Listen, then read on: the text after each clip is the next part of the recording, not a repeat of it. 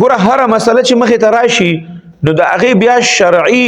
څیزونه مخې ته راځي چې د دې شرعي څه حکم دی. لکه مثال په طور دا شیشه که د دې په باره کې ما نه ډېرو کسانو تپوس وکړو چې یاره د دې څه شرعي هم حکم شته او که نشته، په شریعت کې د دې څه حقیقت شته او که نشته. نو د دې شیشه کې او د دې بوت وغیره د دې په باره کې د دارالعلوم دیوبند نه چا استفتاء کړی ده او تپوس یې ترې کړی دی چې آیا د دې څه حقیقت هم شته او که نشته. نو هغې نه چې تپوس کړی دی نو هغې ورته ډېر بهترین جواب ورکړی دی. هغې باقاعده ورته دا په جواب کې ویلي دي چې یاره دا چوړیل ورته وایي په اردو کې د شیشکه وغیره او دا بوت وغیره د دې هېڅ قسمه څه حقیقت نشته او دا د انسان وهم سره تعلق لري، دا ټول وهمیات دي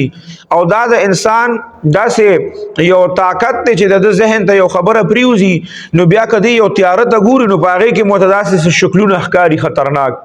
چې ویښته پې ببر دي او داسې خطرناک شکل دی او داسې دی او داسې دی. نو وی چې دا وهمي بیا خو البته په هغې کې دا وضاحت کړی دی که چېرې یو سړی وایي چې سحر او جادو نو دا خو ثابت دي، سحر او جادو او جنات وغیره دا خو شته دی. خو یو سړی وایي چې یاره شیشکه ده او بوت دی وغیره نو وی چې د دې تعلق دا وهمیاتو سره دی. داسې قسمه څیزونه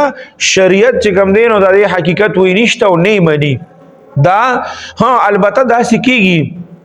چې اکثر علماو دا لیکلي دي، ما یو څو کتابونو کې هم دا لیدلي دي چې کله ناکله یو عام زنانۍ او هغه د ځان نه جادوګره جوړول غواړي، خپله جادو پخول غواړي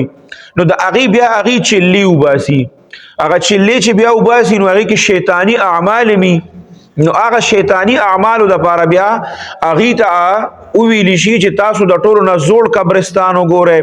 د ټولو نه زوړ قبر وګورئ یا د ټولو نه یو نوې تازه مړی وګورئ او هغه قبر چې دی هلته لاړ شئ هغه قبر کولو کې نو باس پکې داسې کتابونو لیکلي چې باقاعده هغه قبر ته لاندې کوز شي او په هغې کې به هره شپه هغه خپل اعمال کول چې د دې دا جادو پخه شي. نو داسې پکې هم راغلي نو دا بیا دکه زنانۍ اکثره دوی د ځان نه شیشک او دا بوت او دا چوړیل وغیره جوړ کړي نو دا هسې وهمیات دي. د دې په شریعت کې هم د علوم دیوبند لیکلي چې داسې قسمه څه حقیقت یې نشته. نو د دې د وجې نه دا دی چې دې ته ډېر زیات اهمیت نه دي ورکول پکار او ډېر په خپل ذهن باندې دغه کول نه دي پکار چې ماشومان هم خلکو ضروري د اختر مخه ده او هر سړی یارېدلی دی.